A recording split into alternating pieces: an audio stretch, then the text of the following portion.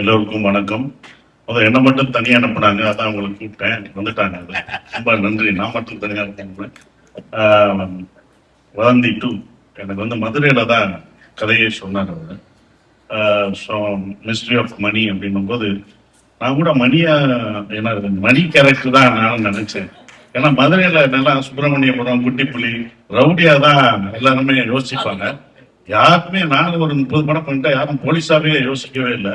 அப்போ முத police character நான் மணி கேரக்டரா இல்ல போலீஸா அப்படின்னு. சார் நீங்க தான் அந்த போலீஸ் அப்படின்னு நல்லா யோசிச்சு சொல்லி பாட்டேன். என்ன ரவுடியா மதுரைக்குள்ள மதுரைன்னு எடுத்தாலே நம்ம ரவுடியா தான் நம்பாங்க. அப்ப நான் போலீஸா இல்ல போலீஸ் தான் சார் அப்படின்னு கதையை சொல்லும் போதுதான் எனக்கு ரொம்ப பிடிச்சிருந்தது. இந்த இது அவ்வளவு அழகா வர்றது காரணம் ஆண்ட்ரூ தான். இவ்வளவு இம்ப்ளிமெண்ட் பண்ணி டே அண்ட் நைட் ஒர்க் பண்ணி அந்த கேரக்டர் எப்படி இருக்கணும், என்னவா இருக்கணும், ஏன்னா ரொம்ப செட்டிலா பண்ணணும். நம்ம போலீஸ் யூனிஃபார்ம் போட்டோன்னே அப்படி வரப்பா நின்றுக்கிட்டு அப்படி நடந்து பிடிப்போம், அப்படிலாம் நடக்கூடாது சார்.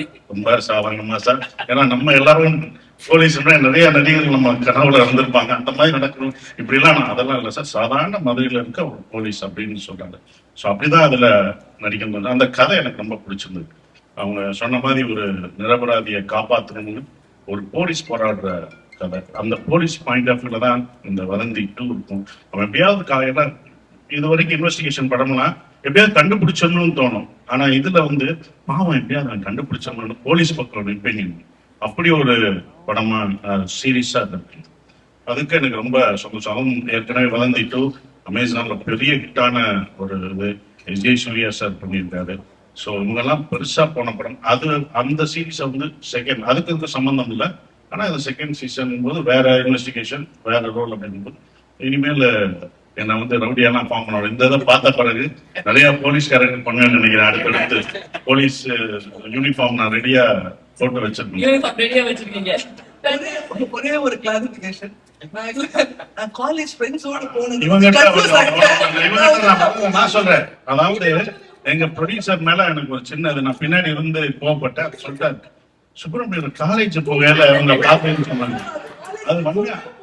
ஏன்னா இவங்க நடிச்ச படம் அந்த ஆட்டோ படம் புறம்போக்கு அப்புறம் தான் Subramanian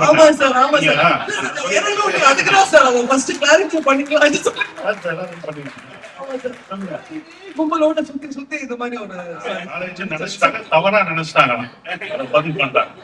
Actually, I think it's fair to say in our minds, I think we're always seeing you guys also as in college only. So, or a valid என்ன யோசிக்கணும், அது அது அந்த குரூப்போட சேர்ந்து போறதுனால நம்ம வயசாக மறந்து போயிடுது.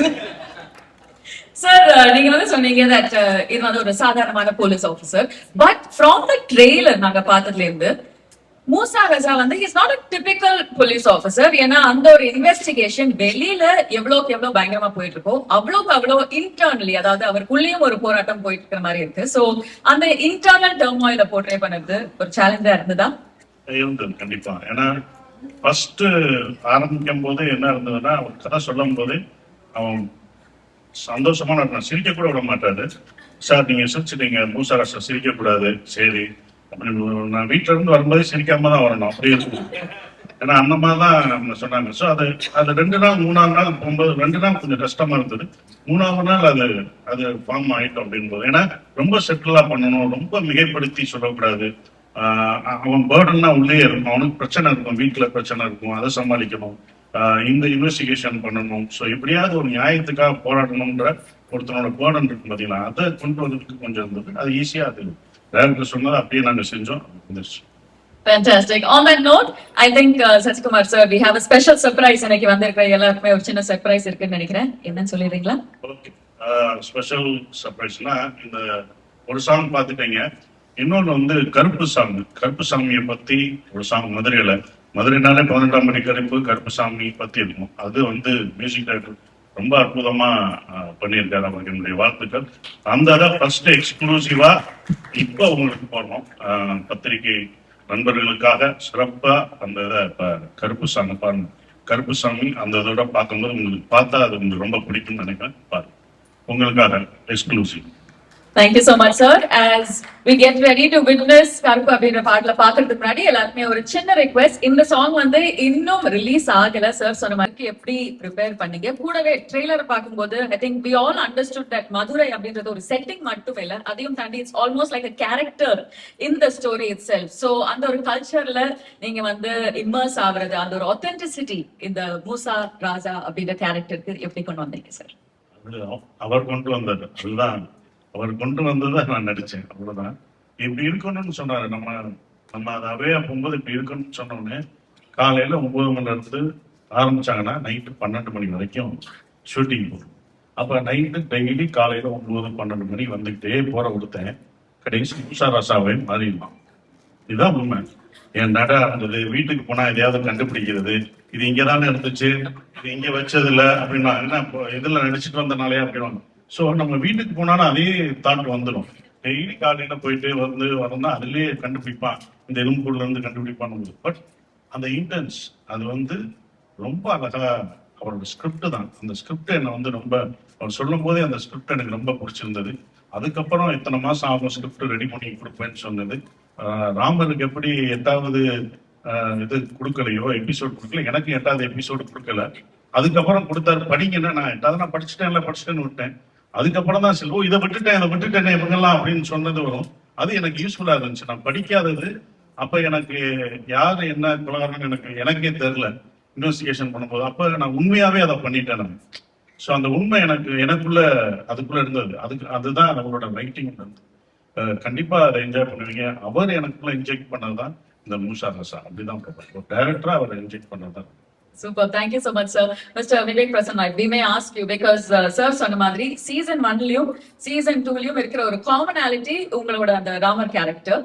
So season 1ல நீங்க வந்து S.J. Surya sir கூட அந்த ஒரு இன்வெஸ்டிகேஷனை கண்டினியூ பண்ணிட்டு இருந்தீங்க. season 2ல சசிகுமார் sir கூட we witnessing you or waiting to see you in action. அந்த ஒரு டிஃபரன்ஸ் எப்படி இருந்தது ரெண்டு பேரோட ப்ராசஸ்லயும்? ஐடியா எப்பவுமே இருந்தது, ஒவ்வொரு எபிசோட்லயும் இருந்தது. So that's something that we absolutely loved. So இந்த சீசன் 2ல அந்த மாதிரி ஏதாச்சும் ஒரு சீக்ரெட் தீம் வச்சிருக்கீங்களா that you want the audience to enjoy? கூடவே சீசன் 1ல we saw S.J. Surya sir in his complete action.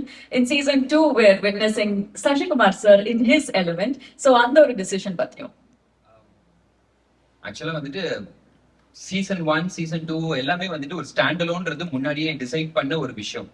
Maybe அது வந்து ஒரு ரியாலிட்டியோட கனெக்ட் ஆனது வந்துட்டு வாஸ் நேச்சுரலி அந்த ரைட்டிங் ப்ராசஸ்லயே அமைஞ்ச ஒரு விஷயமா இருந்ததுனால அதுக்கு வந்துட்டு தனியா எஃபர்ட் போட்டு இதை பண்ணணும், இதை அச்சீவ் பண்ணணும் அப்படிங்கிற மாதிரி நினைக்கல. அது என்னுடைய ரைட்டிங் ப்ராசஸ்ல இருந்த ஒரு விஷயம். So I just got lucky அப்படின்னு நினைக்கிறேன். S.J. Surya சாருக்கு அப்புறமா சசி சாருக்கு வந்துட்டு இது வந்தது வந்து எப்படின்னா, அப்கோர்ஸ் ஆல்ரெடி சொன்ன மாதிரி சீசன் 1 ஒரு பெரிய சக்சஸ் கொடுத்துருச்சு. அதுக்கு வந்துட்டு special thanks to S.J. Surya sir. அவருடைய பெர்ஃபார்மன்ஸ், அவர் வந்துட்டு அதை கேரி பண்ணின விதம் எல்லாமே வந்துட்டு வேற ஒரு ஆடியன்ஸ் மனசுல கொண்டு போய் அந்த வதந்தியை கொண்டு போய் உட்கார வச்சிருச்சுது. ஸோ நான் அவர்கிட்ட தான் ஒர்க் பண்ணேன் அண்ட் அவர்கிட்ட தான் சினிமா கத்துக்கிட்டேன் எல்லாமே. ஸோ எங்கேயோ வந்துட்டு என் அசிஸ்டன்ட் படம் பண்றான், அதனால வந்துட்டு இன்னும் உள்ள இருந்து ஒரு எக்ஸ்ட்ரா லவ்வோட அவர் பண்ணிட்டாருன்னு நினைக்கிறேன். ஸோ அதனால அது ஜஸ்ட் நம்ம பையன் நம்ம குழந்தை அந்த மாதிரி அவர் வந்து கொடுத்துட்டாரு. அண்ட் சசி சார்கிட்ட போய் கதை சொல்லும் போது அது ஒரு நல்ல விஷயம் என்ன அப்படின்னா, நான் வந்துட்டு ஃபுல் கதையை முடிக்கல, ஒரு மாதிரி பார்ட் ஆஃப் இட் பண்ணி வச்சுட்டு நேரா போய் அவர் கிளம்பி போய் பார்த்துட்டு அவர்கிட்ட கதையை சொன்ன உடனே the best thing about him is கதையை கேட்டு அன்னைக்கே நான் யோசித்து சொல்றேன், ஒரு வாரம் கழிச்சு சொல்றேன் அப்படிலாம் இல்லாம அன்னைக்கே வந்துட்டு நான் இதை பண்றேன், நீங்க இப்ப போயிட்டு வந்துட்டு இன்னும் பேலன்ஸ் எழுதிட்டு வாங்க அப்படின்னு உடனே எனக்கு அவர் முகம் கொடுத்துட்டாரு. அடுத்த போலீஸ்காரர் யாரு அப்படின்னா நான் தான் அந்த போலீஸ்காரர், இந்த முகத்துக்கு நீங்க இப்ப எழுதுங்க அப்படின்ன உடனே எனக்கு டோட்டலா இவர் ஒரு துருவம் அவர் ஒரு துருவம். சோ ஆட்டோமேட்டிக்கா சசி சார் அதுல வச்சு பார்க்கும்போது அது சீன்ஸ் ஃப்ளோ ஆகுறது எல்லாமே வந்துட்டு கம்ப்ளீட்டா இவருக்கு எப்படி செட் ஆகுன்றது வந்துட்டு ஃபர்ஸ்ட் சீசனுக்கும் செகண்ட் சீசனுக்கும் ஒரு பெரிய டிஃபரன்ஸ் அது ஆட்டோமேட்டிக்கா கொடுக்குற மாதிரி அமைஞ்சிருச்சு. சோ அவர் உள்ள வராம இருந்திருந்தாருன்னா இந்த கதை இப்படி வந்திருக்குமா அப்படிங்கறத என்னால சொல்ல முடியல. So complete thanks to Sasi sir for that. And இந்த ஸ்டேஜ்ல நான் வந்துட்டு மத்த என்னுடைய ஸ்டார் காஸ்ட் பத்தி பேசல, என்னுடைய டெக்னீஷியன்ஸ் பத்தி எல்லாம் பேசல. ஆனா நான் பேசணும், அவங்களுக்கு தேங்க் பண்ணணும்னு நான் ஆரம்பிச்சேன்னா எக்ஸ்டெண்ட் ஆகி போயிட்டே இருக்கும். But each and every one of them, அனகாவா இருக்கட்டும், அபர்ணாவா இருக்கட்டும், ரேவதியா இருக்கட்டும், யஷ்வந்த் அந்த ஃபைண்ட் இந்த இதுக்குள்ள வந்ததா இருக்கட்டும், விவேக் பிரசனாவா இருக்கட்டும், அர்ஜுன் அண்ட் ஜார்ஜ். சோ எல்லாருமே வந்துட்டு இவங்க இந்த கேரக்டர்ல இவங்களை விட வேற பெஸ்டா வேற யாரும் வந்திருக்க முடியாது அப்படிங்கிற மாதிரி அது பொருந்தி அமைஞ்சிட்டாங்க. அது என்னமோ அந்த கதை தானாவே அவங்கள சூஸ் பண்ணிக்கிச்சு அப்படிங்கிற மாதிரி தான் நினைக்கிறேன். அண்ட் சைமன் பத்தி கண்டிப்பா சொல்லியே ஆகணும். சீசன் 1 to சீசன் 2 அந்த ஜானர் ஆஃப் மியூசிக் வேற, இந்த ஜானர் ஆஃப் மியூசிக் வேற. பட் அவரும் வந்துட்டு ஒரு ஸ்டோரி டெல்லர். அவர் வந்துட்டு கண்ணு மூடிட்டு நான் வந்துட்டு எபிசோட்ஸ பார்த்தேன்னா அந்த மியூசிக் வந்துட்டு எனக்கு அப்படியே கதையை சொல்லும்.